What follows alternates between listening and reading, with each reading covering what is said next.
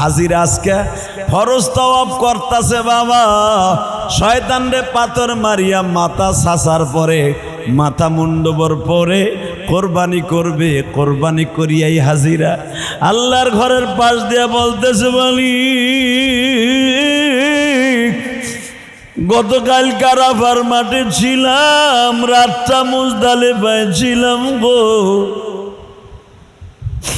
যারা হজ করছেন তারা জানেন মুজদালিফা এমন একটা জায়গা বাবা, মিনার মাঠে তাবু আছে, আরাফার মাঠে তাবু আছে, মুজদালিফায় কোনো তাবু নাই। ধনী বলো, গরিব বলো, মন্ত্রী বলো, এমপি বলো, পৃথিবীর শ্রেষ্ঠ বড় ধনী বলো, সবাই সমান সমান।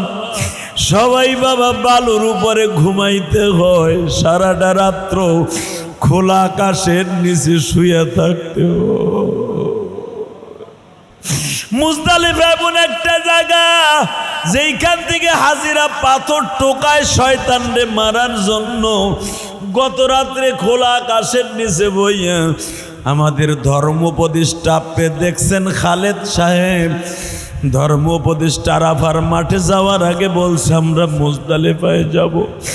ওই ধর্ম উপদেষ্টাও যেই কাপড় পরছে বাবা, এলাকার থেকে যে হাজি গেছে সেও একই পোশাক পরছে। ধনী গরিব সবাই মুজদালিফায় রাত যাপন করে। সারা রাত আমার মালিক ডাকে আর বলে মালিক কুদরতি হাত দিয়া তোমার জায়গায় আনছো, জীবনে কোনোদিন ভাবতেও পারি নাই মক্কা মদিনায় তুমি আনবা। খোলা আকাশের নিচে হাজিরা, প্রতিটা হাজির চোখ দিয়া মুজদালিফায় কান্দে, কারণ আরাফার থেকে মুজদালিফা বাবা প্রায় 12 থেকে 13 কিলোমিটার রাস্তা বাবা। এখান আরাফার থেকে মুজদালিফা প্রায় 6 থেকে 7 কিলোমিটার রাস্তা। হাজিরা রাস্তাটা হাঁটিয়া ঘুরিয়া গেলে প্রায় 12 কিলোমিটার রাস্তা। বাজান মুজদালিফা পর্যন্ত হাঁটিয়া হাজিরা পা হাঁটিয়া যাইতে হয়। পায়ে হাঁটিয়া যাইয়া হাজিদের পায়ের মধ্যে ফোসকা পড়িয়া যায়, হাঁটতে হাঁটতে শরীরটা ক্লান্ত হইয়া যায়। এটা বাংলাদেশ না বাবা, সৌদি আরবে 2 কিলো হাঁটা যায় না, সেখানে 12 কিলো রাস্তা হাঁটিয়া মুজদালিফায় যাইয়া যখন হাজি আল্লাহরে ডাক দেয় তুমি মাওলা মাফ করছো আমাকে, আরাফায় কাঁদছি কাঁদিতাছি মুজদালিফাতে। হাজি ভাবি বলতে থাকে আরাফায় কাঁদছি মুজদালিফায় আবার কাঁদতাছি, তুমি যদি মাফ নাই করবা আমাকে।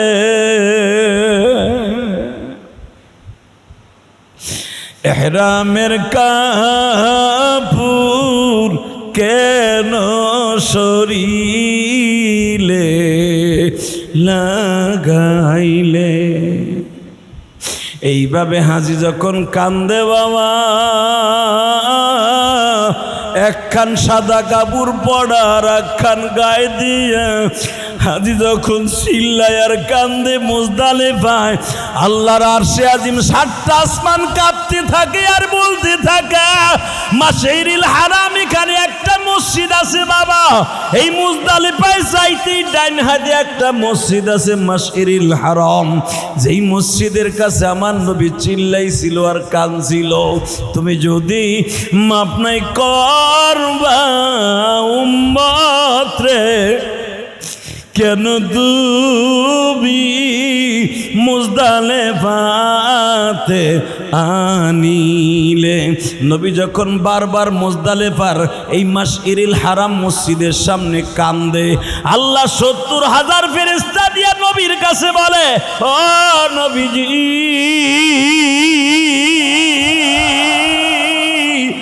আর কাঁদতে হবে না।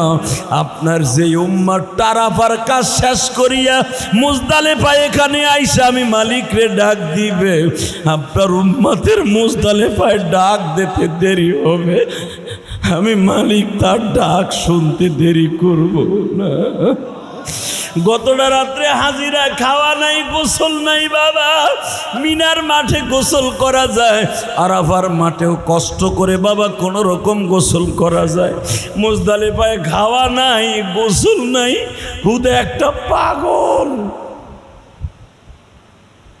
এই মুজদালিফায় একবারে পাগলের মতো হাজিরা, সারাটা রাত্র কান্দে, শরীরটা ক্লান্ত, ঘামতে ঘামতে বাবা শরীরে শক্তি থাকে না। এই অসুস্থ শরীর লইয়া যখন মা হাজিরা সেই জায়গায় যেই কথাটাই বুঝাইতে চাই, যেখানে শয়তানরে পাথর মারতাছে হাজিরা, লক্ষ লক্ষ হাজিরা, প্রায় 50 থেকে 60 লক্ষ হাজি এখন পাথর মারতাছে বাবা। দেখলাম হাজিরা যখন শয়তানরে পাথর মারিয়া মাথাটা সাইজা বেলায় ফরজ তপ করার জন্য আমার মালিকের কাবা ঘরের সামনে দাঁড়াইয়া বলে, মালিক 3টা দিন খাই না, গোসল করি না, পায়ে ফসকা পড়িয়া গেছে, 2টা কাপড়ই পড়িয়াছি, তোমার কি মায়া লাগে না? যেই সাদা 3খানা কাপড় দিয়া কবর দিবা গো, এই 3 খানের 2 খান পরছি, 1 খান শরীরে লাগাইছি, আর 1 খান পরিধান করছি, আর 1 খান পরছি। মালিক তুমি তাকায় দেখো, আমি বাংলাদেশ থাকা অবস্থায়, পাকিস্তান, আমি ইন্ডিয়া, আমি Indonesia, China, Malaysia, Singapore, America, London, যেখান থেকে আসছি, আমি অন্তত হাজার হাজার টাকার পাঞ্জাবি পরিধান করতাম, কিন্তু সব ফেলায় দিয়া মার্কিন 2খানা কাপড় পরিধান করছি। তাকায় দেখো, প্র্যাকটিক্যাল একটু তোমার কুদরতি প্রেমের ময়দানে নামছি, 2টা কাপড় পরিয়া পাগল সাজছি, তোমার প্রেমের পাগলের মাঠে নামছি। তোমার কি ভালো লাগে না? শয়তান রে পাথর মারিয়া কোরবানি করিয়া যখন ফরজ তপের জন্য কাবা ঘরের সামনে যায় বাবা, আমার আল্লাহ টান দিয়া বলে, এ কান্দিস না,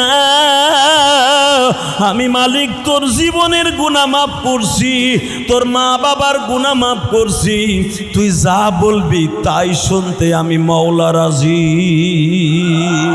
নিজের হাতে, বলেন না, নিজের হাতে মোদের তুমি বানায়া একবার হলেও আরাফার মাঠে নিবানা, একবার হলেও আরাফার মাঠে নিবানা।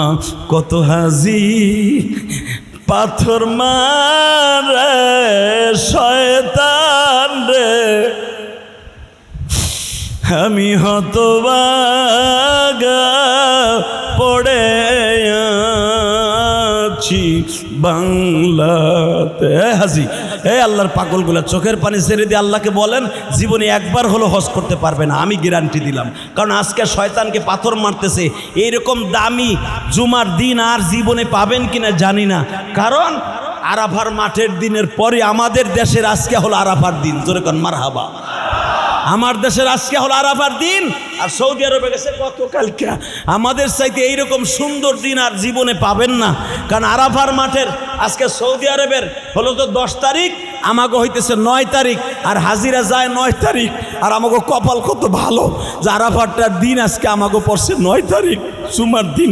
এই দিনের কথা জীবনে কোনো দিন ভোলা যাবে না। মালিকের কাছে ডাইকে ডাইকে কন, জীবনে একবার হলো আরাফার মাঠে যাব। যখন আল্লাহ আপনাকে আজকে আরাফার দিনে, আজকে আরাফার রোজা রাখছেন যারা, আরাফার দিনের যারা রোজা রাখছেন, আজকে জুমার দিন যখন কাইন্দে কাইন্দে কবেন, আগামী বছরে হতে পারে আপনি হজে যাইতে পারেন। আল্লাহুম্মা সাল্লি আলা মুহাম্মাদিন ওয়া আলা আলি মুহাম্মাদ কামা সাল্লাইতা আলা ইব্রাহিম ওয়া আলা আলি ইব্রাহিম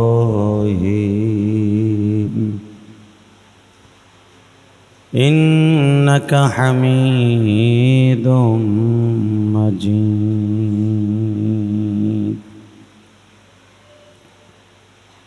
اللهم بارك على محمد وعلى آل محمد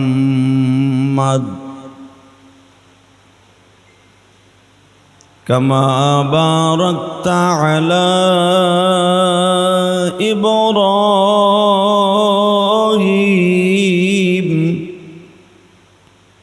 وعلى آل إبراهيم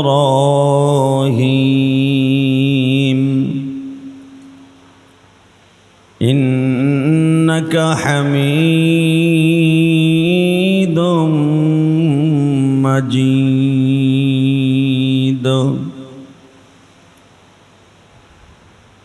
نحمده ونستعينه ونستغفره ونؤمن به ونتوكل عليه ونعوذ بالله من شرور أنفسنا ومن سيئات أعمالنا. من يهده الله فلا مضل له ومن يضلله فلا هادي له. الذي أرسل رسوله بالهدى ودين الحق ليظهره على الدين كله وكفى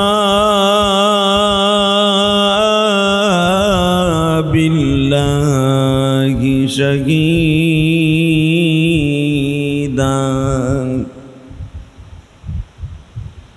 أما بعد فقد قال الله تبارك وتعالى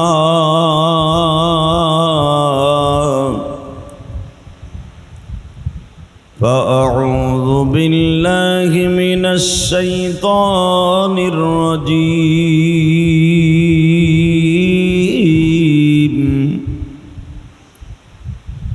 بسم الله الرحمن الرحيم.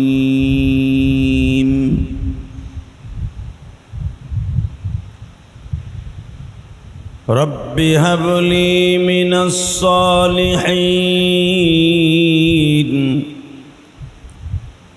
فبشرناه بغلام حليم.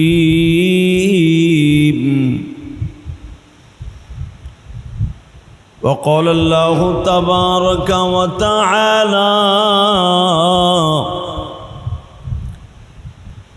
كل نفس ذائقة الموت إن الله وملائكته يصلون على النبي يا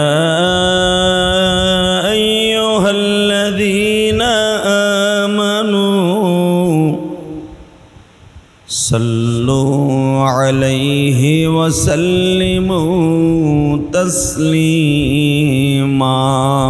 لا إله إلا الله لا إله إلا الله لا إله إلا الله لا إله لا إله لا إله إلا الله لا إله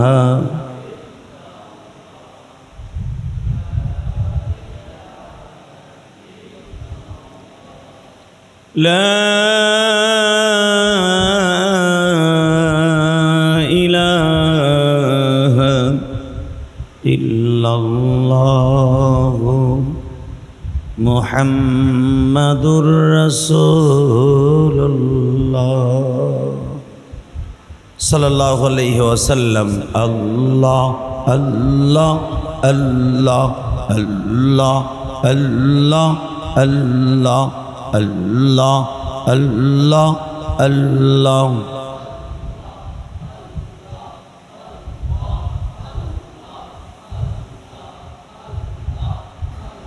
बालिश को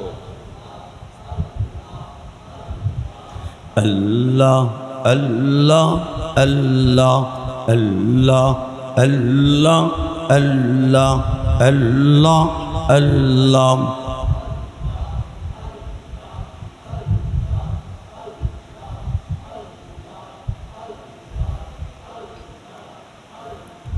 لا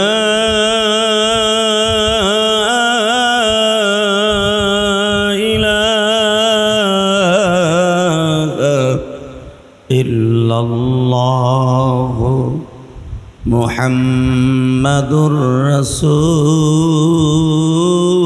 الله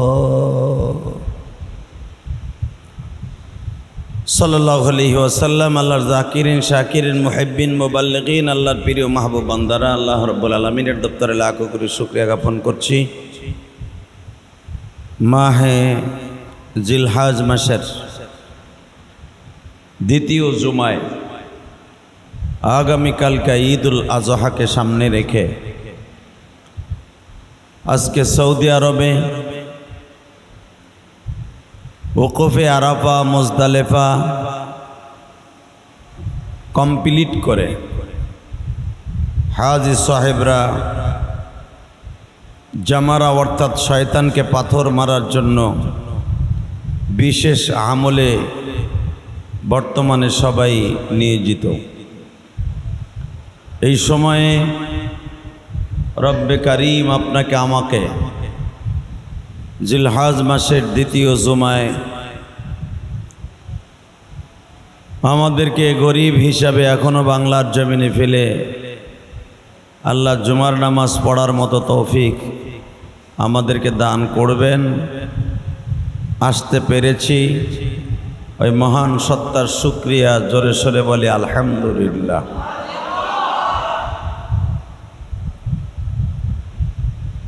রব্বে করিম তার কালামে কারিমের মধ্যে বলেন, বান্দা তোমরা কোরবানি করবা সুন্নাত আবিকুম ইব্রাহিম, তোমার জাতির পিতা ইব্রাহিমের সুন্নাত। ইব্রাহিম আলাইহিস সালাতু ওয়াস সালাম মুসলিম জাহানের জাতির পিতা। মিল্লাত আবিকুম ইব্রাহিম হুয়া সাম্মাকুমুল মুসলিমিন, মুসলিম জাহানের জাতির পিতা ইব্রাহিম আলাইহিস সালাতু ওয়াস সালাম জন্ম নিয়েছিলেন ইরাকের সেই বাবিলেন শহরে। সেই বাবিলেন শহর ইরাকের উত্তর প্রদেশকে বলা হয়। এখনো পর্যন্ত ইব্রাহিম আলাইহিস সালামের সেই মাতৃভূমি, জন্মভূমি এখনো পৃথিবীতে বিদ্যমান। ইব্রাহিম আলাইহিস সালাতু ওয়াস সালাম ইরাকের বাবিলেন শহরে, বাবিলেন শহর তৎকালীন জামানায় ইরাকের একটা প্রসিদ্ধ শহর ছিল।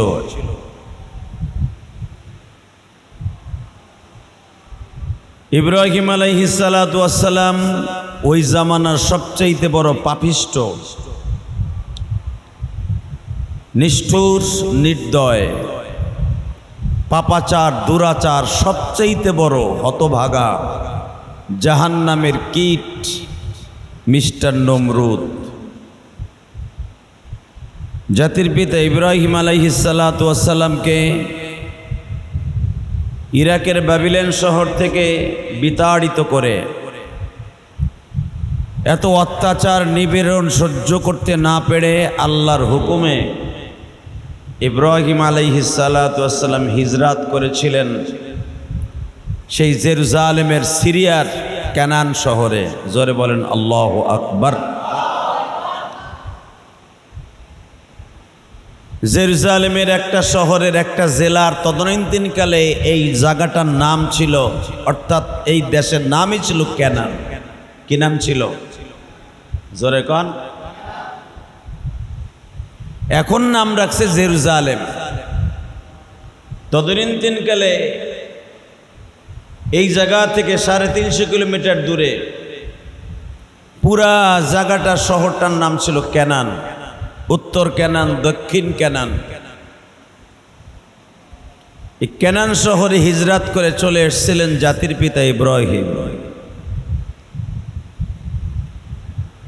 আল্লাহর খলিল গত জুমায় শুনেছিলেন বিবাহ করেছিলেন জীবনের প্রথম বিবি আপনার মা, আমার মা, মা হাজেরা, মা সায়রা। সায়রা ছিলেন ইরাকের আর একটা শহর খাজানায় মর্ক। এই শহরটার বাদশাহ ছিলেন বাদশাহ হাবিব, ওনার মেয়ে ছিলেন বাদশাহ মেয়ে মা সায়রা। এই মা সায়রাকে নিয়ে ইব্রাহিম আলাইহিস সালাম নমরুদের অত্যাচারে অতিষ্ঠ হয়ে সিরিয়ার উদ্দেশ্যে রওনা দিয়েছিলেন। প্রতিমধ্যে তদানীন্তনকালে সিরিয়ার, অর্থাৎ যেটাকে এখন মিশর, সিরিয়া, কানান, জেরুজালেম পুরাটা মিলে বলা হয়তো কানান। এখানকার বাদশা ছিল ফেরাউন। নাম কি? জোরে কর। ফেরাউন শুধু ওই কোরআন শরীফে যে আসছে ফেরাউন, ওই একা ফেরাউন না, হাজার হাজার ফেরাউন ওই জামানায় ছিল। অর্থাৎ ওই দেশের বাদশা যেই হইতো তাকেই ফেরাউন বলতো। ফেরাউন কারো নাম না, ফেরাউন হলো উপাধি। ইব্রাহিম আলাইহিস সালামের জামানায় যেই ফেরাউন ছিল, আর মুসা আলাইহিস সালামের জামানায় ছিল আর এক ফেরাউন। ওই একই জায়গায় বাস করতো এই শয়তানগুলা। তো ওই চেয়ারে যখন বসতো তাকেই ফেরাউন বলা হইতো। যেরকম বাংলাদেশের চেয়ারে বসলে বাংলাদেশের আর একটা নাম আছে, কিন্তু গণপ্রজাতন্ত্রী বাংলাদেশ সরকার, ঠিক না বেটি? বাংলাদেশের আর একটা নাম কি? গণপ্রজাতন্ত্রী। ঠিক ওই চেয়ারটার নাম মিশর, কানান, তারপরে জেরুজালেম, পুরা দেশটা মিলে একটা দেশ ছিল, তার নাম ছিল সিরিয়া। নাম কি? জোরে কর। এটার আবার আলাদা আলাদা দেশ ছিল, কানান, সিরিয়া, মিশর, ইরাক। ইব্রাহিম আলাইহিস সালাতু ওয়াস সালাম আসতেছিলেন সিরিয়ার উদ্দেশ্যে, যেটা এখন জেরুজালেমের মধ্যে পড়ে গেছে। প্রতিমধ্যে ফেরাউনের অত্যাচারে পড়ে গেলেন মা সায়রা। আপনারা শুনেছিলেন এই জালিম মা সায়রার কাছে শায়েস্তা হয়ে মা সায়রার সতীত্বকে নষ্ট করতে পারে নাই। জোরে কোন আল্লাহু আকবার। এই শয়তান বিশ্ব সুন্দরী কোনো মেয়ে পাইলেই তার সাথে বাসর করতে হবে, তার সাথে থাকতে হবে, তার সাথে ঘুমাইতে হবে। কিন্তু মা সায়রাকে একটা সেকেন্ডের জন্য বেঈমান আয়ত্তে আনতে পারে নাই, আল্লাহর গজবে ওরে পরিণত করেছে।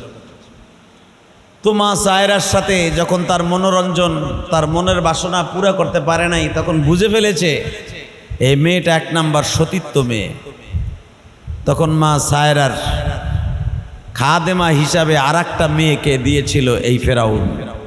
নাম ছিল তার হাজেরা। কি নাম? জোরে কর না।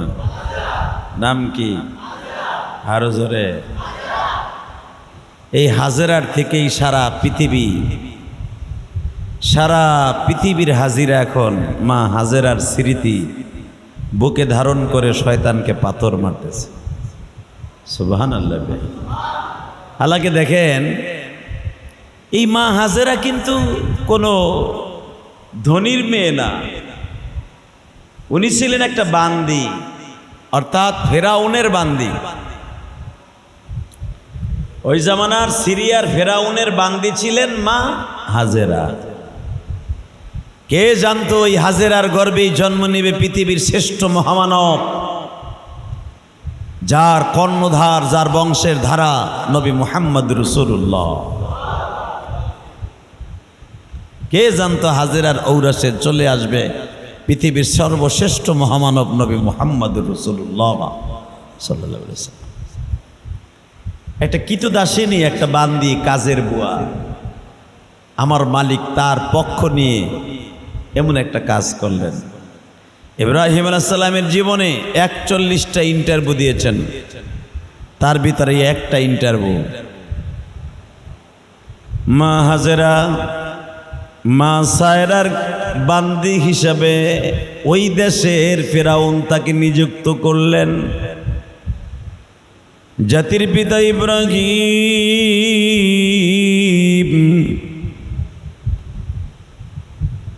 মা হাজেরার সায়রাকে সঙ্গে নিয়ে রওনা দিলেন সিরিয়ার উদ্দেশ্যে। আবার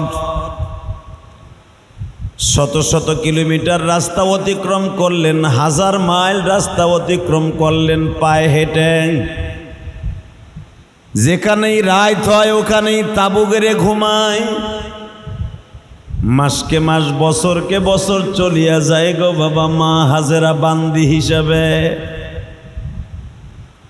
বছরকে বছর চলিয়া গেল। কোন রাওয়ায়াতে আসছে 1 যুগের উপরে মা হাজেরা সায়রার বান্দি।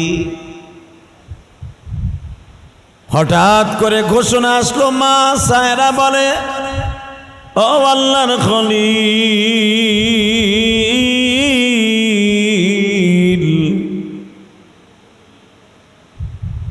মাসকে মাস, বছরকে বছর, যুগ চলিয়া গেল। আমার যৌবন কাল প্রায় শেষের পথে, আমার বয়স প্রায় 50-এর উপরে। আমি আপনার কাছে একটা অনুরোধ করি, আমার থেকে যখন 50-55 বছর হয়ে গেল, বাচ্চা হয় না, বোঝা যাইতেছে আমি মনে হয় বন্দা বাজা। আমার দ্বারা বাচ্চার আশা করিয়েন না। আমাদের যে কাজের বুয়াটা আছে, আমার বান্দি, আমার খাদে মাঝে আছে, তাকে আপনার সাথে বিবাহ করায় দেয়। বাবা ইব্রাহিম বললেন, সায়রা রে, মহিলারা দুনিয়া সব সহ্য করতে পারে, স্বামীর ভাগ কাউরে দিতে চায় না। কথা কর না কেন? আপনার বউরে যে আজকে কইবেন আমি একটা বিয়ে করে লই আগামী সপ্তাহে, দুপুরের খাবার আর আপনার কপাল লইব না। ঠিক না বেটি? এটা জাতির পিতা ইব্রাহিম জানতেন। জানার পরও সায়রাকে বললেন, বুঝা শুনে কাজ করো, কোনো বোঝা শোনা নাই। আমার সিদ্ধান্ত, আমি বাচ্চার মেয়ে, আমার কাজের বুয়া, আমি তোমার সাথে বিয়ে দেব। সুবহানাল্লাহ। বোর কাছে যে কইও, আগামীকালকে গোস্ত খাইবা কোরবানির, আজকে জোর নাই, খাইবা কি ছাতা? মা হাজেরা বললেন, আমার সিদ্ধান্ত, আমি যদি মাইনে নিতে পারি, আপনার সমস্যা কি? আপনি বিয়ে করেন। ইব্রাহিম আলাইহিস সালাম বলেন, তুমি যা মনে করো তাই করো। হয়ে গেল বিয়া। জোরে কান মারহাবা। কিন্তু বাজান, আল্লাহর কুদরত বোঝা যায় না। বছরকে বছর, মাসকে মাস চলিয়া যায়, যুগ চলিয়া গেল। ইব্রাহিম আলাইহিস সালামের বয়স হয়ে গেল 86 বছর। কত?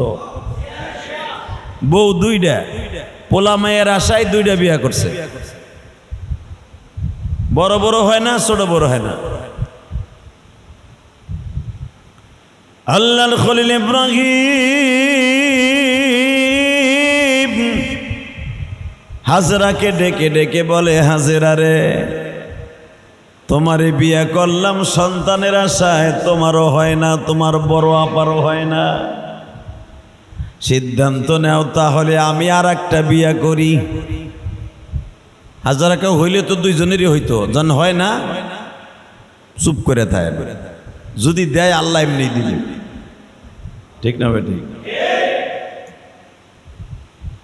ইব্রাহিম আলাইহিস সালামের এটা একটা পরীক্ষা। আল্লাহ দেয় না, এটা একটা পরীক্ষা না? অনেক মহিলার বাচ্চা হয় না, এটা কিন্তু আল্লাহর পরীক্ষা। বয়স হয়ে গেছে 86 বছর। মা হাজেরার বয়স 69 বছর, কেউ বলেন 75 বছর।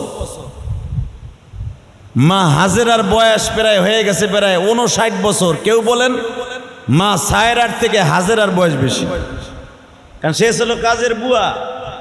সেই হিসাবে মা হাজেরা সায়রার থেকে অন্তত 10 বছরে বড়। সেই হিসাবে মা হাজেরার বয়স হয়ে গেছে প্রায় 80-র কাছাকাছি। সুবহানাল্লাহ। 86 বছরে একজন বৃদ্ধ মানুষ, সন্তান হওয়ার সম্ভাবনা নাই।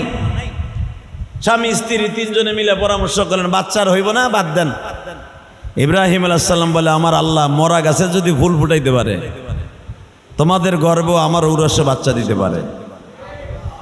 ঠিক না বেঠিক? তো আমার যে সমস্ত মা বোনদের বাচ্চা হয় না, তাদের কাছে অনুরোধ থাকবে, আশা ছাড়া যাবে না, হাল ছাড়া যাবে না। আল্লাহ যে কোনো মুহূর্তে প্রমাণ করে দিতে পারেন, আল্লাহ সন্তান দিতে পারেন। অনেকের খালি মেয়ে হয়, 6টা-7টা মাইয়া হয়েছে পোলার আশায়, ছাতা খালি মাইয়াই হয়, খালি মাইয়াই হয়। বেড়ায় হুন একটা কাজ কর, আমি খাসি হই আহি আর হইব না। বেড়ায় অপারেশন করে আসে, নাহলে বিডির অপারেশন করে দেয়। আল্লাহ রাব্বুল আলামিন বলেন, তুমি যখন আমার কুদরতের আইন হাতে তুলে নিয়েছ, এর অপরাধে তোমার জাহান্নামে যেতে হবে। ঠিক না বেঠিক? জোরে কন। আল্লাহর খলিল ইব্রাহিম আল্লাহকে বলে, মালিক আমারে এতগুলা পরীক্ষা নিলা, প্রায় 35টার মতো পরীক্ষা হয়ে গেল, প্রত্যেকটা পরীক্ষায় আমি ফার্স্ট ক্লাস ফার্স্ট হইলাম।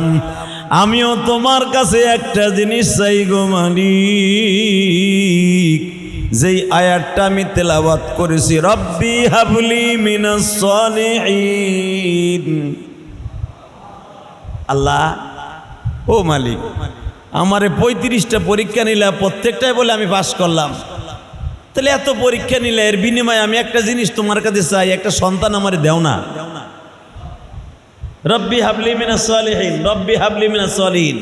কোনো মহিলার যদি বাচ্চা না হয়, এই দোয়াটা যদি 5 ওয়াক্ত নামাজের পরে রব্বি হাবলি মিনাস সলিহিন 40 বার তেলাওয়াত করে, এটা কোরআনের আয়াত, আল্লাহ রাব্বুল আলামিন তাকে বাচ্চা দান করবেন। একাধারে 40 দিন, কেউ কেউ বলেন 4 বছর পর্যন্ত ইব্রাহিম আলাইহিস সালাম এই দোয়াই করতেছে। কয় বছর? জোরে কান, কয় বছর?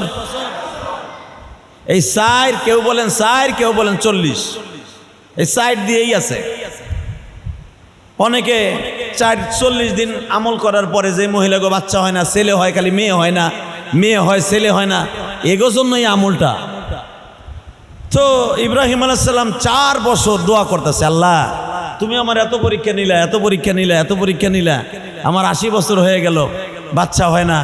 এরকম দোয়া করতে করতে করতে 86 বছর বয়সে আল্লাহ বলে দিলেন, কি শোনেন, ফাবাশশারনাহু বিগুলামিন হালিম।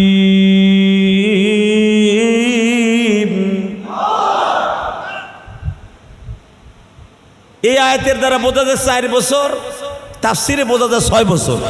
কয় বছর? 6 বছরের ভিতরে একটা বারের জন্য ইব্রাহিম আলাইহিস সালাম দোয়া বাদ দেয় নাই। যখন দেখলো আমিও ডেট ফেল, আমার আর বাচ্চা হওয়ার সম্ভাবনা নাই, আমার বউরা তো হবই না, এক একজনের বয়স 80 বছর 70 বছর হয়ে গেছে, এগোর বাচ্চা হইব করতে। কিন্তু ইব্রাহিম আলাইহিস সালাম জানেন আল্লাহ সব পারে। পারে কি পারে না? নদীর ওই কুল ভেঙে যদি একুল করতে পারে, মরা গাছে ফুল ফুটাইতে পারে, মরা খেজুর গাছে খেজুর দিতে পারে, আমার বিবিদের বৃদ্ধ বয়সে বৃদ্ধা বয়সেও বাচ্চা দিতে পারে। খালি দোয়া করতেছে, পড়েন আমার সাথে, রব্বি হাবলি মিনাস সলিহিন ফাবাশশারনাহু বিগুলামিন হালিম।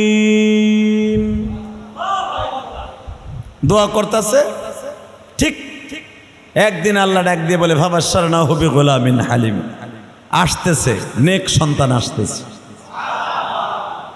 রেডি হও। কিন্তু আল্লাহ বলেন নাই কোন বিবির থেকে আসবে। ইব্রাহিম আলাইহিস সালাম অপেক্ষায় আছে। আল্লাহ বলছে, আল্লাহর কথা তো আর মিথ্যা না, ঠিক না বেঠিক? আল্লাহর কথা মিথ্যা? চাচা, আল্লাহর কথা মিথ্যা? আল্লাহ বলছে আসতেছে, ফাবাশশার না হবে গুলামিন হালিম, নেক সন্তান, বর্ধবাড়ির সন্তান, দামি সন্তান আসতেছে। কিন্তু কোন বিবির আসবে বলে নাই। হঠাৎ করে 5 মাসের মাথায় দেখা যায় মা হাজেরা বলতেছে আমার পেটেই বাচ্চা আসছে। মেয়েদের পেটে বাচ্চা আসলে আল্লাহর কুদরতি একটা জিনিস তাদের ভিতর ফুটে ওঠে। তাফসিরে এসেছে মেয়েদের চেহারা কমলার মতো সুন্দর হয়ে যায়, কারণ মাসুম বাচ্চা তার পেটে থাকে, এই জন্য আল্লাহ তার চেহারা, মাসুম বাচ্চার কারণে তার চেহারা সুন্দর করে দেন। বাজানরে সুন্দর বাচ্চা পেটে আসতেছে, আওয়াজ হয়ে গেল মা সায়রা ভিতরে ভিতরে একটু রাগ হতে লাগলেন। আমি প্রথম বিবি, আল্লাহ আমারে বাচ্চা না দিয়ে বাচ্চা দিলেন হাজেরাকে, মনে হয় স্বামী তারে বেশি ভালোবাসবে, ভালোবাসা ভাগাভাগি হয়ে যাবে। আমি প্রথম বিবি, আমার কথায় স্বামী চলতো, আজকে মনে হয় বাচ্চার কারণে আমাদের ভালোবাসায় ভাটা পড়ে যাবে। মা হাজেরার মধ্যে কেমন জানে একটু মন মালিন্যতা শুরু হয়ে গেল। ইন দি মিন টাইমে বাবা বাচ্চা আসার সময় হয়ে গেল। ফাবাশশারনাহু বিগুলামিন হালিম, পৃথিবীতে এত সুন্দর বাচ্চা, দেখার মতো বাচ্চা, এত সুন্দর দেখতে, পূর্ণিমার চাঁদের মতো বাচ্চা। আল্লাহ রাব্বুল আলামিন বললেন বাচ্চা জন্ম নিবে ইব্রাহিম, তোমার সাথে মিলাইয়া রাখবা ইসমাঈল।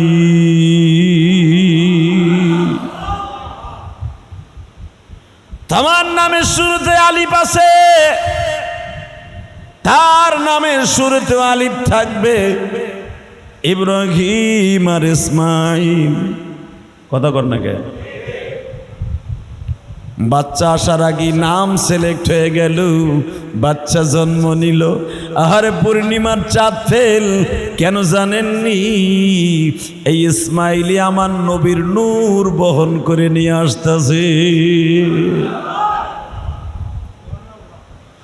আল্লাহর খলিল ইব্রাহিম ইসমাইলকে পাইয়া বাবা এতই পাগল হয়ে গেলেন, বৃদ্ধ বয়সে 86 বছর বয়সে আল্লাহ একটা সন্তান দিলেন, তা আবার পৃথিবীর শ্রেষ্ঠ সুন্দরের মধ্যে একজন,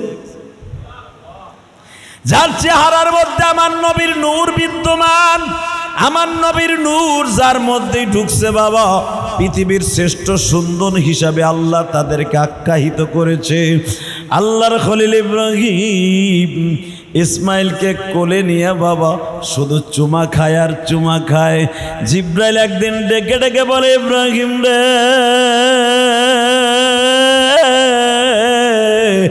এত চুমা খায়ও না, মনে হয় আমার মালিকের সহ্য হবে না।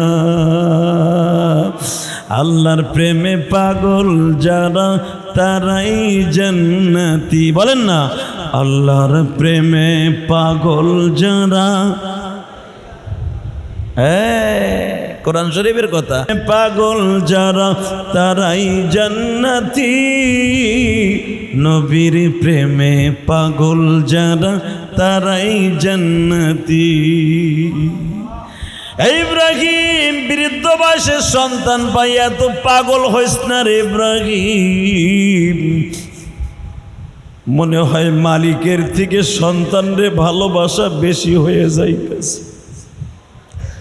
এই যে যারা বুড়া আছেন, বৃদ্ধ আছেন, দেখবেন মেয়ের ঘরে অথবা ছেলের ঘরে যখন নাতি হয়, নাতনি হয়, তখন দেখবেন কলিজার টুকরা তারা দুইজন হইয়া যায়, ঠিক না ঠিক? এই জন্য আমার নবীর জীবন দেখবেন হাদিসে, নবী তার জীবনে কোনোদিন হাসান হোসাইন রাইখায় একটা খেজুরও খায় নাই। একটা খেজুরকে 2 টুকরা করে অর্ধেক হাসান আর অর্ধেক হোসাইনকে না দিয়ে খাইতো না। হঠাৎ করে আমার জাতির পিতা ইব্রাহিম ইসমাইলকে আর চুমা দেয় না। হঠাৎ করে একদিন বুকের মধ্যে নিয়ে চুমা দিচ্ছে। মা হাজেরা দেখতেছে বাবাই তার সন্তানকে আদর করতেছে। ইন দি মিন টাইমে ইসমাইলকে কোলে নিয়ে হাজেরার ঘরে গেছে। হাজিরার ঘরের থেকে সায়রার ঘরে গেছে।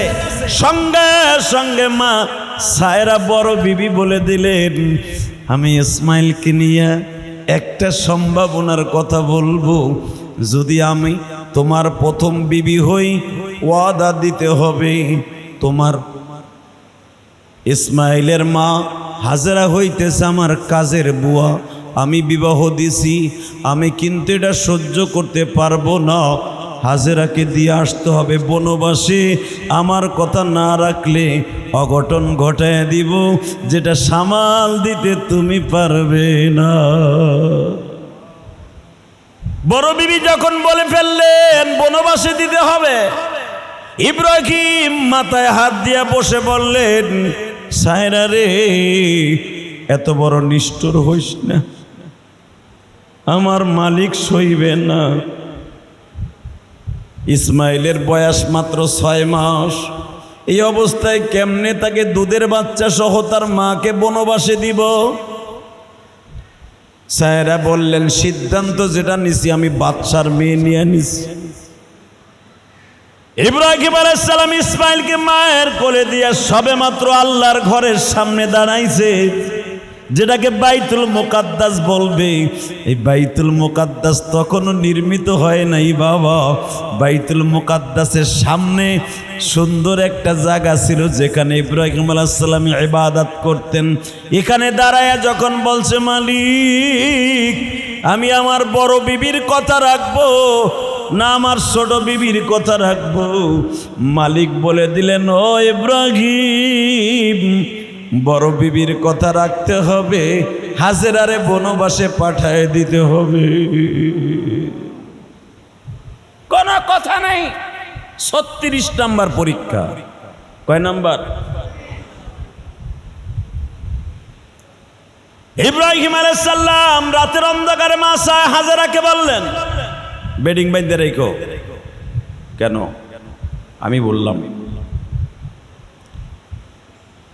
সূরা আম্বিয়ার মধ্যে দেখবেন তাফসিরে আসছে, সূরা ইব্রাহিমের মধ্যেও আসছে, রব্বানা ইন্নী আসকানতু মিন যুররিয়াতি বিওয়াদিন গায়রি যী যারইন ইনদা বাইতিকাল মুহাররম রব্বানা লিয়ুকিমুস সালাতা ফাজআল আফিদাতাম মিনান নাস তাহবি ইলাইহিম ওয়ারযুকহুম মিনাত থামারাত লাআল্লাহুম ইয়াশকুরুন।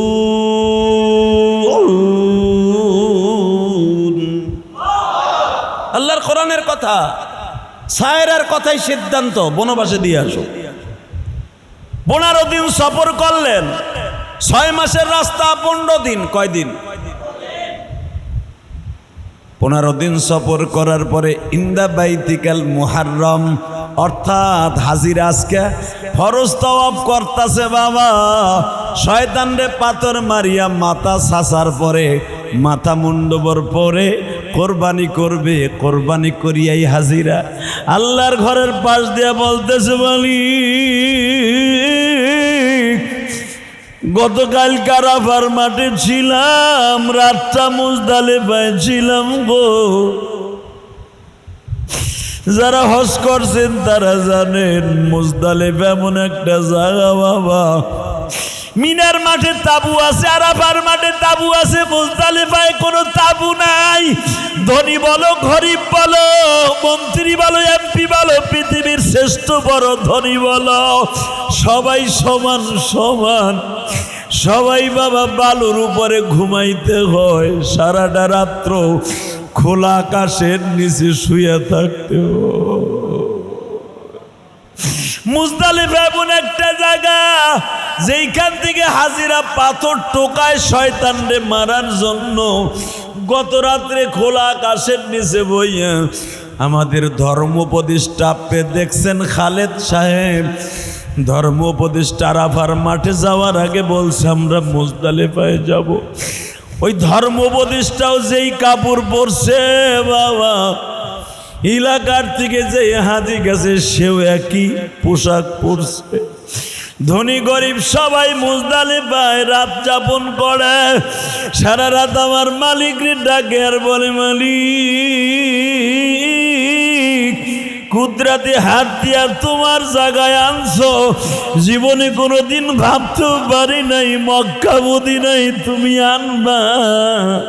খোলা আকাশের নিচে হাজিরা, প্রতিটা হাজির চোখ দিয়া মুজদালিফায় কান্দে, কারণ আরাফার থেকে মুজদালিফা বাবা প্রায় 12 থেকে 13 কিলোমিটার রাস্তা বাবা। এখান আরাফার থেকে মুজদালিফা প্রায় 6 থেকে 7 কিলোমিটার রাস্তা। হাজিরা রাস্তাটা হাঁটিয়া ঘুরিয়া গেলে প্রায় 12 কিলোমিটার রাস্তা। বাজান মুজদালিফা পর্যন্ত হাঁটিয়া হাজিরা পা হাঁটিয়া যাইতে হয়।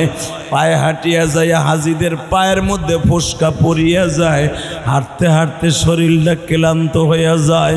এটা বাংলাদেশ না বাবা, সৌদি আরবে 2 কিলো হাঁটা যায় না, সেখানে 12 কিলো রাস্তা হাঁটিয়া মুজদালিফায় যাইয়া যখন হাজি আল্লাহরে ডাক দেয়, তুমি মাওলা মাফ করছো আমাকে, আরাফায় কাঁদছি কাঁদিতাছি মুজদালিফাতে। হাজি ভাবি বলতে থাকে, আরাফায় কাঁদছি মুজদালিফায় আবার কাঁদতাছি, তুমি যদি মাফ নাই করবা আমাকে।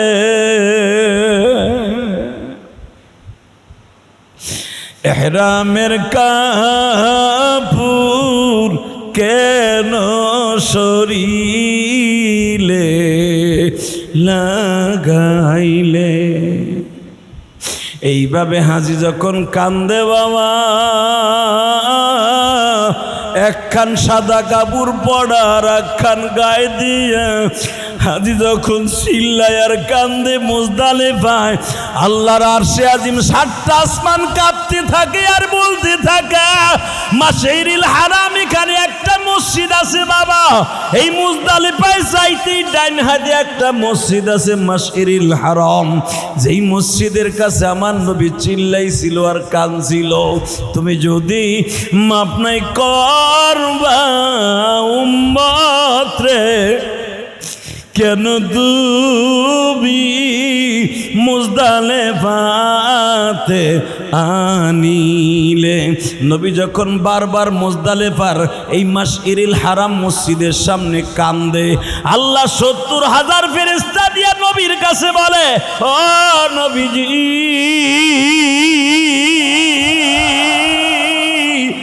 আর কাঁদতে হবে না, আপনার যে উম্মত আরাফার কাজ শেষ করিয়া মুজদালিফা এখানে আইসা আমি মালিকরে ডাক দিবে, আপনার উম্মতের মুজদালিফায় ডাক দিতে দেরি হবে, আমি মালিক তার ডাক শুনতে দেরি করব না। গতটা রাত্রে হাজিরা খাওয়া নাই, গোসল নাই বাবা। মিনার মাঠে গোসল করা যায়, আরাফার মাঠেও কষ্ট করে বাবা কোনো রকম গোসল করা যায়। মুজদালিফায় খাওয়া নাই, গোসল নাই, হুদে একটা পাগল।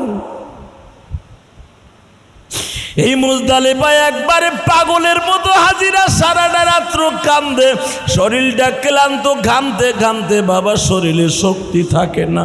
এই অসুস্থ শরীর লইয়া যখন মা হাজিরা সেই জায়গায় যেই কথাটাই বুঝাইতে চাই, যেখানে শয়তান রে পাথর মারতাছে হাজিরা, লক্ষ লক্ষ হাজিরা, প্রায় 50 থেকে 60 লক্ষ হাজি এখন পাথর মারতাছে বাবা। দেখলাম হাজিরা যখন শয়তান পাথর মারিয়া মাথাটা সাইজা বেলায় ফরজ তওব করার জন্য আমার মালিকের কাবা ঘরের সামনে দাঁড়াইয়া বলে, মালিক 3টা দিন খাই না, গোসল করি না, পায়ে ফোসকা পড়িয়া গেছে, 2টা কাপড়ই পড়িয়া আছি, তোমার কি মায়া লাগে না? যেই সাদা তিনখানা কাপড় দিয়া কবর দিবা গো, এই তিনখানের দুই খান পরছি, এক খান শরীরে লাগাইছি, আর এক খান পরিধান করছি, আর এক খান পরছি। মালিক তুমি তাকায় দেখো, আমি বাংলাদেশ থাকা অবস্থায়, পাকিস্তান, আমি ইন্ডিয়া, আমি Indonesia, China, Malaysia, Singapore, America, London, যেখান থেকে আসছি, আমি অন্তত হাজার হাজার টাকার পাঞ্জাবি পরিধান করতাম, কিন্তু সব ফেলায় দিয়া মার্কিন দুইখানা কাপড় পরিধান করছি। তাকায় দেখো, প্র্যাকটিক্যাল একটু তোমার কুদরতি প্রেমের ময়দানে নামছি, দুইটা কাপড় পরিয়া পাগল সাজছি, তোমার প্রেমের পাগলের মাঠে নামছি। তোমার কি ভালো লাগে না শয়তান রে পাথর মারিয়া কোরবানি করিয়া যখন ফরজ টপের জন্য কাবা ঘরের সামনে যায়, বাবা আমার আল্লাহ টান দিয়া বলে, এ কান্দিস না,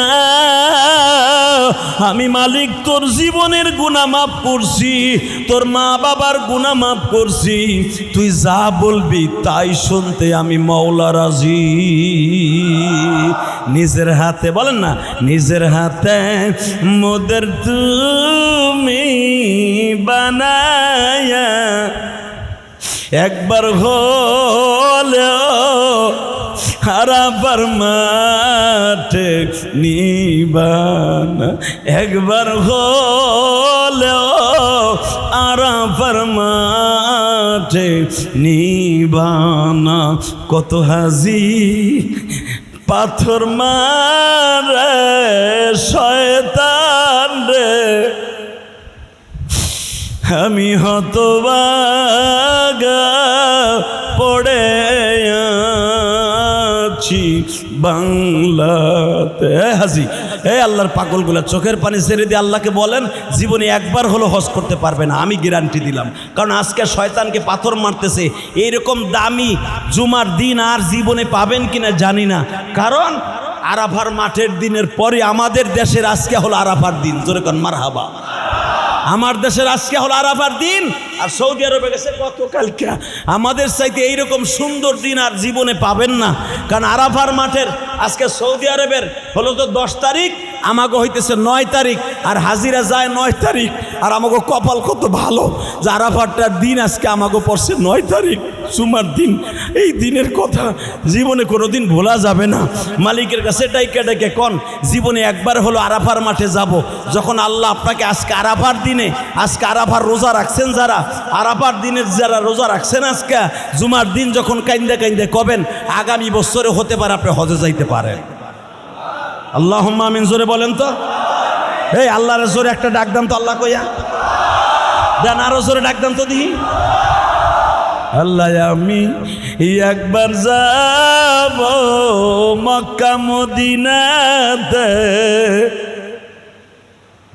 মাফ করিয়া লয়া যাও না মোদেরকে। বলেন না, মাফ করিয়া লয়া যাও না মোদেরকে। কত হাজি পাথর মারে শয়তানকে। যখন শয়তানের কথা বলবা আল্লাহু আকবার জোরে বলবা।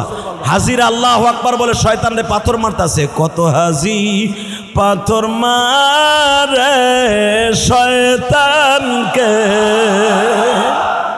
আমি গুনাহগার পড়ে আসি বাংলাতে। মালিকের কাছে যখন কেঁদে কেঁদে বলবেন, বাবা আমার আল্লাহ যদি চোখের পানি কবুল করে, আমি গ্যারান্টি দিলাম একদিন না একদিন তুমি আর আমি মক্কা মদিনায় যাইতে পারো। আল্লাহ আরাফার দিন আজকে বাংলাদেশের 9 জিলহজ, আগামীকাল আমাদের ঈদুল আজহা। অনেকে আমরা পশু খরিদ করেছি, গরু কিনেছি, আগামীকালকে অনেকে পশুটারে জবাই দিব। তুমি কোরবানির হাটের দিকে তাকায় দেখো, অনেক গরু বাবা অজরে কাঁদতে থাকে। কেন কান্দে জানো? গরিব বুঝায় কয়, মালিক মালিকের বাসায় ছিলাম, কত আরামে ছিলাম, এখন কই আসলাম, কোন গাড়ি দিয়ে আসলাম, কার বাড়ি দিয়ে আসলাম। মনে হয় আমার জীবন আগামীকালকে শেষ হয়ে যাবে। বাজান কোরবানির গরুগুলা পশুগুলা সবই ঠিক পায়, কারণ এরা আমার মালিকের ইশারায় হাটে আইছে। কোটি কোটি পশু বাবা হাটে আসে, সব পশুগুলা কিন্তু কোরবানি হয় না। কিছু কিছু পশু দেখবেন আবার মালিকের বাড়ি টিরাকে ফিরিয়া যায়। যেই পশুগুলা মাওলার কাছে কবুল হয়েছে তারাই কিন্তু কোরবানির পশু হিসাবে বাবা বাড়িতে চলিয়া গেছে। এই যে আমি গুনাহগারও তো দুইটা কিনে আনছি, গরু দুইটা বাবা দেখলাম গতকালকার থেকে ঠিক মতো খায় না। ও বুঝাইতে চাই যে হাদি সাহেব, হয়তো তুমি জবাই দিয়া তোমার ওয়াজিব পুরা করবা গো, আমি তো আমার মাওলার কাছে চলিয়া যাব। তোমার মতো কোটি কোটি মানুষে পৃথিবীতে কোটি কোটি কোটি কোটি মানুষে জবাই দিবে আমাদের মতো পশুকে। আমি যখন জন্মগ্রহণ করি আমি পশু মায়ের গর্ভ থেকে তখনই আল্লাহ নিযুক্ত করে রাখছে। তোরে আমি আল্লাহ কোরবানির জন্য নিযুক্ত করলাম। আমি তখন থেকেই জানি আমি কোরবানির ছুরির নিচে যাব, আর কোরবানির ছুরির নিচে যাইবার আগে মালিকের সাথে আমার একটা কথা হয়ে যাইব, মালিক যারা আমার গোশত খাবে তারা যেন 5 ওয়াক্ত নামাজি হয়, তারা যেন 5 ওয়াক্ত নামাজি হয়, তারা যেন হালাল খাবারগুলা খায়, তারা যেন 5 ওয়াক্ত নামাজি হইয়া আমি মালিকের কাছে কেঁদে কেঁদে বলে, ও মালিক এই পশুটা আমারে দায় মুক্ত করে দিয়া যাইতেছে, আমার ওয়াজিব আদায় করে দিয়া যাইতেছে গো। এই পশুটারে তুমি কিয়ামতের মাঠে আমার জান্নাতের জন্য জামিনদার বানায় দিও। বাসান এখন চোখের পানি ফেলবার কানবা। যারা কোরবানি দিতে পারেন নাই তারা বেশি বেশি কাঁদবেন, যারা কোরবানি দিচ্ছেন তারাও কাঁদবেন। কেন জানেন? কোরবানি যারা দিতে পারেন নাই তাদের মনের মধ্যে অনেক কষ্ট। আল্লাহ বড় লোকরা গরু কিনে 2টা 3টা, আমার বাচ্চাটাও তো যখন দেখবে গরুর সামনে দাঁড়াইয়া জবাই দিতে, আমার বাচ্চাটার মনে কত কষ্ট। বাজান আমি ইলিয়াসুর রহমান জিহাদিও যখন কোরবানি দিতে পারতাম না, আমি ঢাকায় আসার পরেও অন্তত 5-6 বছর কোরবানি দেই নাই গো। আমি যখন হাসনাবাদ ইমামতি করতাম বাবা, তখনও আমি যখন কোরবানি দিতে পারতাম না, আমি মানুষের কোরবানি জবাই দিতাম, কিন্তু আমি কোরবানি দেওয়ার নিষ্প মাল আমার ছিল না। তখন আমি ভাবতাম, ইলিয়াস রে তুই কবে কোরবানি দিবি?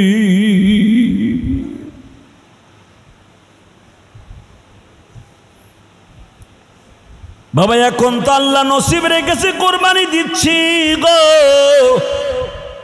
যখন কোরবানির মালে নেসব আমার ছিল না আমি দিতাম না বাবা, আমার মনের মধ্যে অনেক কষ্ট লাগতো। আপনারা যারা কোরবানি দিচ্ছেন না আমি জানি আপনাদের কষ্ট লাগতেছে। আর একটা মানুষের কষ্ট লাগে যারা প্রবাসী। প্রবাসী ঠিকই প্রবাসে বাবা কোরবানির টাকা মা বাবার কাছে বিবির কাছে পাঠাইছে, প্রবাসীর কপালে 1 টুকরা মাংস হয় না বাবা, 1 টুকরা গোশত হয় না। নিজের টাকা কষ্টের টাকা দিয়া প্রবাসীর টাকা পাঠাইতেছে দেশে, প্রবাসীর টাকা দিয়া শিকিত পশু জবাই দেয়া হয়। প্রবাসীর কপালে বাবা কোরবানির গোশত হয় না। আরে প্রবাসীরা তুমি প্রবাসে বসে দোয়া করো আল্লাহ যেন তোমারে মাফ করিয়া দেয়। ইব্রাহিম আলাইহিস সালাতু ওয়াস সালাম মাত্র আর 3 মিনিট কথা বলবো।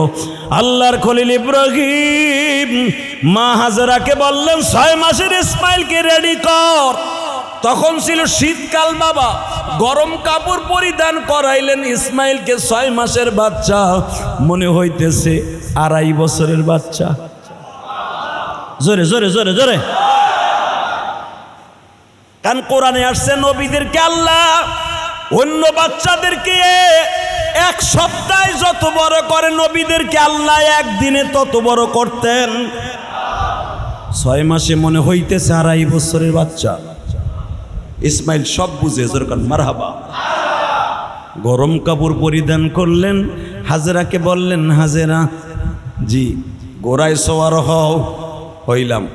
আর এক রাওয়ায়াত আছে উটে সওয়ার হও, হইলাম। সামনে একটা লোক দেখতেছো, কয় হ্যাঁ এই লোকটা যেখানে যাইতে বলবে সেখানেই যাব, যেই দেশে বলবে সেই দেশেই যাব। মা হাজেরা বললেন, মালিক যদি আমারে বনবাসেও যাইতে কয় তাও যাইতে রাজি আছি। ইব্রাহিম কোনো কথা বললেন না। 15 দিন সফর করার পরে বাবা হাজিরা যারা গেছেন তায়েফের মাঠ, যেই তায়েফের মাঠে আমার মালিক তার নবী মুহাম্মদকে মায়ের খাওয়াইছিল বাবা। ওই তায়েফের মাঠ শস্য শ্যামলা মাঠ, গাছে ঘেরা, ঠান্ডা বহা। মা হাজের একবার শুধু বলছিলেন, আপনি মনে হয় এইখানে আমার রাইখা যাবেন ছোট বাচ্চা। ইব্রাহিম বললেন, মালিকের অর্ডার নাই। আসতে আসতে এমন জায়গায় আসলেন বাবা, গায়রি জি জারইন ইনদা বাইতিকাল মুহাররম। আল্লাহ কোরআনে বলতাছে এমন জায়গায় মা হাজরারে বসায় দিলেন, ফিহি আয়াতুম বাইয়িনাতুম মাকামু ইব্রাহিম, যেখানে হাজিরা মাকাম ইব্রাহিমের পিছনে বাবা তপ শেষ করার পরে 2 রাকাত নামাজ পড়া ওয়াজিব। ওইখানে আসিয়া ইব্রাহিম আলাইহিস সালাতু ওয়াস সালাম বিবির উটের থেকে নামায় দিলেন। ইসমাইলকেও কোলে দিয়া বলে, যাই গো বিবি যাই, ভালো থাকিস, দেখা হবে রোজ মাহশারে। এই 15 দিনের ভিতরে কোনো কথা বললো না। কোথায় খাবো, কোথায় যাব, কোন জায়গায় নামাবো, একটা বারের জন্য ইব্রাহিম বলে নাই। ইব্রাহিম আলাইহিস সালাম মনে মনে ভাবছিলেন, অন্তত শেষবারের মতো ইসমাইল একটা চুমা দিয়ে যায়। কিন্তু মনে পড়ে গেল এই চুমার জন্যই আমার মালিক আমার বউরে বনবাসে দিছে। কারণ আমি ইসমাইলকে চুমা দেওয়ার কারণে জিব্রাইল বলছিল, হতে পারে আল্লাহর থেকে যদি ইসমাইলকে বেশি ভালোবাসো, হতে পারে তোমার এই ছেলেকে, বুড়া বয়সের ছেলেকে তোমারে বনবাসে দেওন লাগতে পারে। আমি ইসমাইলকে চুমা দিব না, মনের মধ্যে একবার আসছিল ইসমাইলকে একটা চুমা দেয়। কিন্তু জিব্রাইল বলে, ইব্রাহিম রে, এই চুমা দেওয়ার কারণে যদি বনবাস হয়ে যায় সন্তান আর বিবি, এই চুমার দিতে যায়ও না। ইব্রাহিম উটটারে ঘুরে জেরুজালেমের দিকে, কেনানের দিকে রওনা দিলেন বাবা। মা হাজেরা শুধু একবার বলছিলেন, আল্লাহর খলিল ইব্রাহিম, আপনি তো চলে যাইতেছেন, 15 দিনের ভিতরে একবারও কথা বললেন না। শুধু যাইবার আগে একটা কথা বলে যাবেন, আপনি কি আমার সতীনের কথায় এইখানে রাইখে যান, না আমার আল্লাহর হুকুমে আমার রাইখে যান? আমার আব্বা জান, আপনার আব্বা জান ইব্রাহিমে খলিল শুধু একটা কথাই বলছিলেন, হাজেরা রে, দুনিয়ার কোনো নবী আল্লাহর ইশারা ছাড়া কোনো কাজ করে না। জোরে জোরে জোরে জোরে জোরে। এ হাজেরা, ভালো থাকিস, কিন্তু আমার বাচ্চাটা যেন মানুষের মতো মানুষ হয়। রব্বানা লিয়ুকিমুস সালাতা ফাজআল আফিদাতাম মিনান নাস। আমি জানি একদিন এই এলাকায় কোনো, এখন তো কোনো পানি নাই, ঘাস গাছলা, তরুলতা, বৃক্ষলতা কিচ্ছু নাই এই মক্কায়। একদিন আসবে হাজেরা, হয়তো আমি সে সময় থাকবো না, এখানে পানিও হবে, গাছও হবে, ফলও হবে, কিন্তু হাজেরা মানুষও আসবে, বসবাসের স্থান হয়ে যাবে, সুন্দর একটা শহর হবে। নাম কি হবে জানি না। আমার আল্লাহ কোরআনে বলেন, এই শহরটার নাম কোরআনে বলেন, ইন্না আউওয়ালা বাইতি উজিয়া লিন্নাস লাল্লাযী বিবাক্কাতা মুবারাকাও ওয়া হুদাল লিল আলামিন।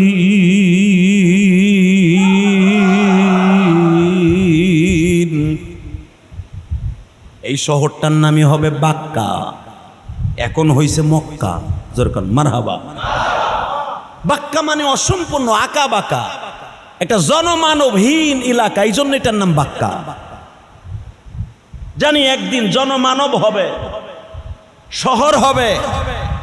মনে রাখবি তুই বিশ্ব সুন্দরী,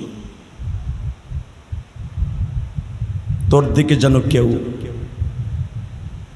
গার্লফ্রেন্ডের নজরে না তাকায়, তোর দিকে যেন সবাই মায়ের নজরে তাকায়।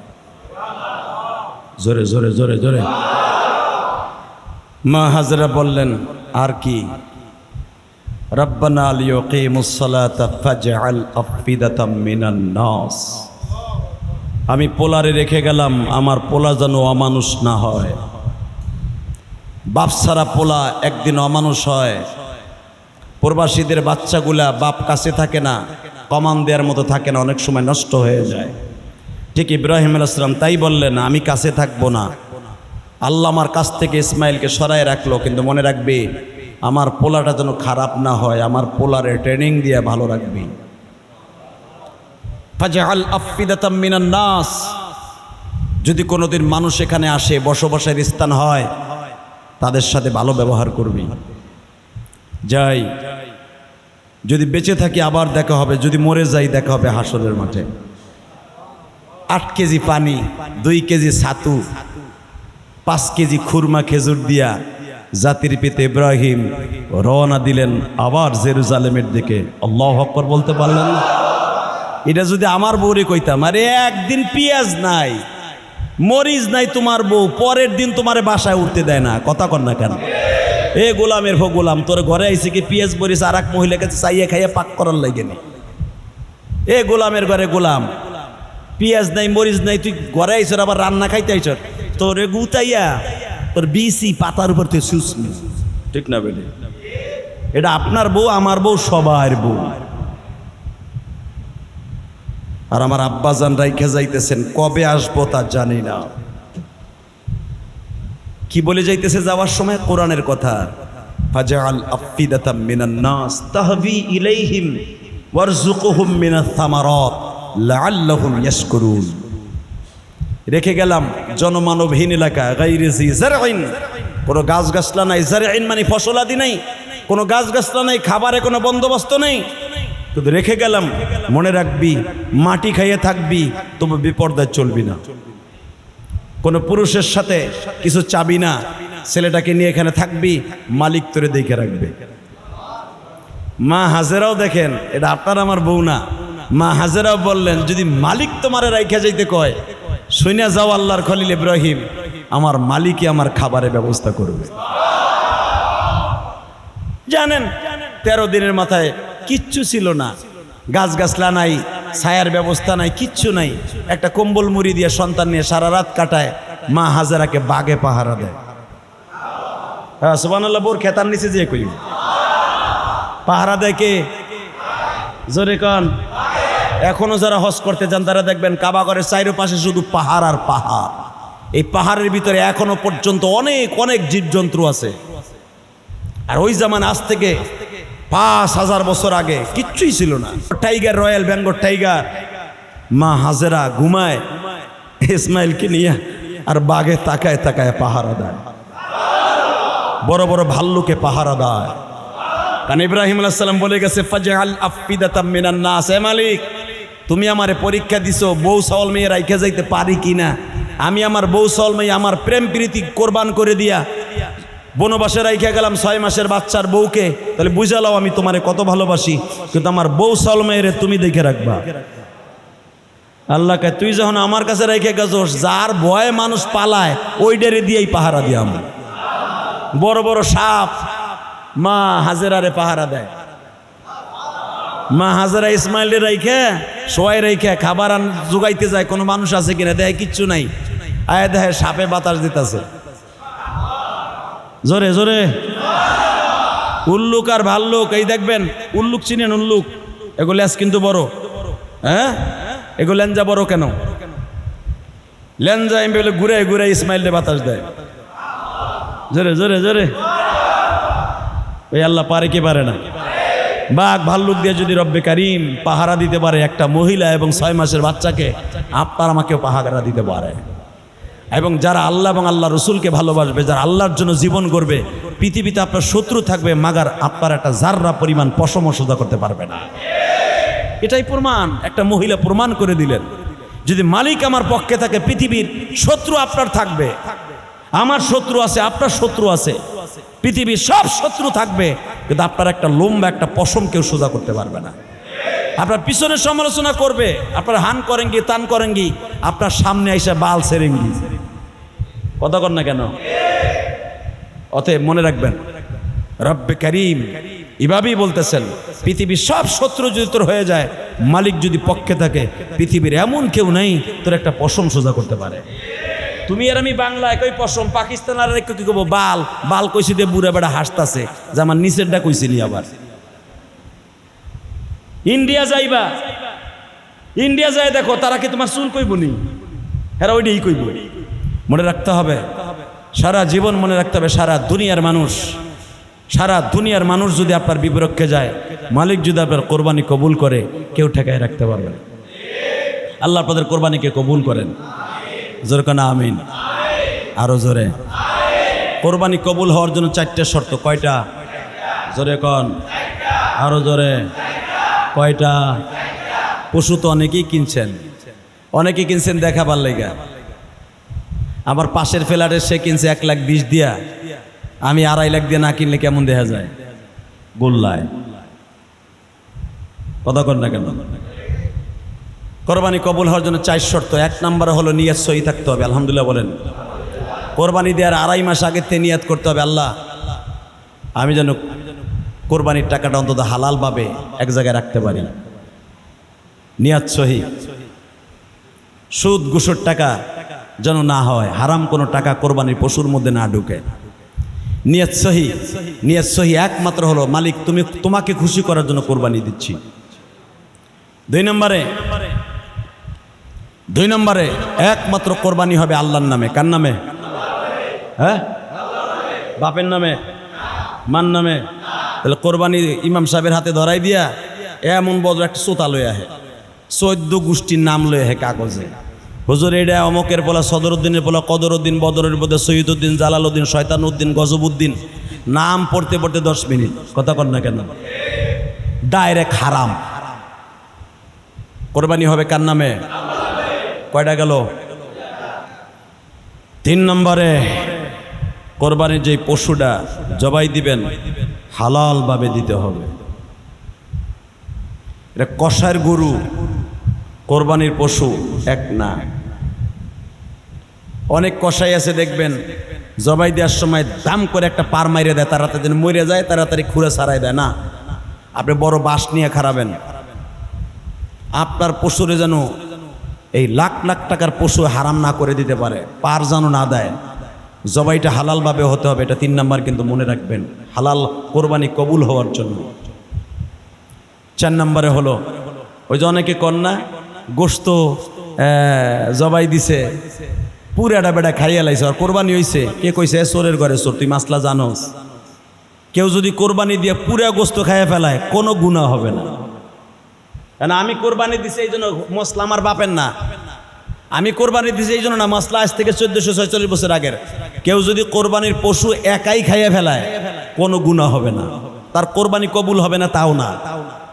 হ্যাঁ, আত্মীয় স্বজনকে দিয়ে 3 ভাগ করে, ভাগ রাইখা মানুষকে 1 ভাগ, আত্মীয় স্বজনকে 1 ভাগ, নিজে খাবে 1 ভাগ। এটা হলো মুস্তাহাব। এ কোরবানি কবুল না হওয়ার ভিতরে এটা কোনো শর্ত না। আপনি যদি কোরবানি সহিভাবে দিয়ে পুরা গোস্ত এক ফ্রিজ বইরা সারা বছরও কাল, গুনাহ হবে না। তবে রসুল বলেন তুমি কোরবানি গোস্তটা 3 ভাগ করবা, কারণ অনেক গরিব মানুষ আছে তারা বছরের ভিতরে কোরবানি গরু কিনতে পারে, কোরবানির গরুতে 1 কেজি গোস্ত কিনে খাইতে পারে না, তাদেরকে দিয়া খাইবা। রসুলও খুশি, আল্লাহও খুশি, আমিও খুশি, গরুর পশুও খুশি। আল্লাহ কবুল করেন, যেরকম আমিন। আর পশু জবাই দেওয়ার সময় নামাজ কাজা করা যাবে না, ইনশাআল্লাহ। আমাদের সবাইকে তৌফিক দান করেন, সুন্নাত তরিকায় জবাই দেওয়ার তৌফিক দান করেন। খবরদার আমাদের কোরবানি যেন আল্লাহ কবুল করেন, কোরবানির পশু। আর একটা কথা, এই যে আপনারা যারা জবাই দিবেন, আলহামদুলিল্লাহ দোয়া করি, অনেক আপনার আশেপাশে এতিমখানা মাদ্রাসা আছে, মাদ্রাসায় কিছু দিয়ে খাইয়েন। এই যে আমার মাদ্রাসায় এতিমখানা আছে, সারা বছরই তো আল্লাহ পাক আমারে দিয়ে চালায়। আপনারা তো কই নেই 5 টাকা আমার মাদ্রাসায় দেন, 1 বছর চাউল দেন। অন্তত কোরবানির সময় আপনার স্ত্রীর নামে, আপনার বাবা মায়ের নামে আপনার গোশতের টুকরাটা যেন একটা কোরআনের হাফেজের পেটে যায়, আমি এই দোয়া করি। কারো কোরবানির পশুর একটা টুকরা যদি কোনো হাফেজে কোরআনের পেটে যায়, আমি আল্লাহর ঘর সাক্ষী রেখে বললাম, এই হাফেজে কোরআন জান্নাতে গেলে আপনিও জান্নাতে যাবেন। আপনার আশেপাশে যত মাদ্রাসা আছে, 1 কেজি থেকে 2 কেজি গোশত হলো এতিমখানা মাদ্রাসা আপনি দিয়ে খাবেন। আপনি কিনে খেতে পারবেন, কিন্তু কোরবানির গোশত বছরে একবারই হয়। কয়বার হয়? কোরবানি প্রতি বছরে 5 বার হয়। কয়বার? এই পবিত্র গোশতটা যে কোনো একটা এতিমখানায় দিয়ে তারপরে আপনি খাইয়েন। এবং আরেকটা কথা আপনাদের বলি, এই যে এই পলটের ভিতরে ইলিয়াস রহমান জিহাদি মাদ্রাসা মসজিদ করেছে, এটা আপনাদের। এটা আমি কবরে নিয়ে যাব না, এটা আপনাদেরই। না ভুল কইছি? এই মসজিদ মাদ্রাসা আমি 2টার নামই অক্ষ করেছি, 2টার নামই অক্ষ করা, শুধু মসজিদের জন্য না, মাদ্রাসার জন্য। আমার এতিমখানায় অনেক ছেলে আছে বোর্ডিংয়ে খায়, যারা বিশেষ করে পলটের মধ্যে জবাই দিবেন, দাবি থাকবে 2 কেজি 1 কেজি গোশ হলেও আমার এতিম ছাত্রদেরকে দিয়েন। আর আপনার পশুর চামড়াটা অন্তত এতিম ছেলেদেরকে দিয়ে দিয়েন। চামড়া তো আর আপনি খাইতে পারবেন না, চামড়াটা এতিমখানায় দিয়ে যান। ওই যে মসজিদের এই হাফেজ সাহেব আছে মাদ্রাসার, ও নিয়ে আসবে, আপনি রাইখা দিয়েন। আল্লাহ তাআলা এর ওসিলায় আপনার পশু কোরবানি কবুল হবে এবং আপনার বাবা মাকেও আল্লাহ মাফ করবে। আল্লাহ আপনাকে একটা ছেলে জান্নাতে গেলে আপনিও জান্নাতে যেতে পারবেন। আল্লাহুম্মা আমিন। ربنا ظلمنا أنفسنا وإن لم تغفر لنا وترحمنا لنكونن من الخاسرين اللهم اغفر لنا ولوالدينا رب ارحمهما كما ربياني صغيرا মালিক রে, আগামীকালকে ঈদুল আজহার দিন, এমন মানুষ আমার সাথে আমিন আমিন বলছে, কার যেন জনম দুঃখিনী মা গত বছর বাইচা ছিল, আজকে নাই। কার যেন গত বছর কলিজার টুকরা প্রাণ প্রিয়তমা বিবি বেঁচে ছিল, আজকে নাই। যখন গরুটা কিনে নিয়ে আসতো, বিবি গরম পানি করে দিত, মা গরম পানি করে দিত, লবণ দিয়ে ফ্যান পানি খাওয়াইয়া দিত। আজকে তারা কবরের বাসিন্দা হয়ে গেছে। আরে মালিক, তোমার কাছে দরখাস্ত, আমরা যারা মা বাবা স্ত্রী পুত্র হারিয়েছি, প্রত্যেকের বাবা মায়ের কবরটা জান্নাতের বাগান বানায় দিও। আমাদের কোরবানিগুলো কবুল করিয়া নিও, আমাদের সন্তানগুলিকে কবুল করিয়া নিও। আল্লাহ আল্লাহ, হায়াতে জিন্দেগি কয়দিন বেঁচে আছি জানি না, মৃত্যুর আগে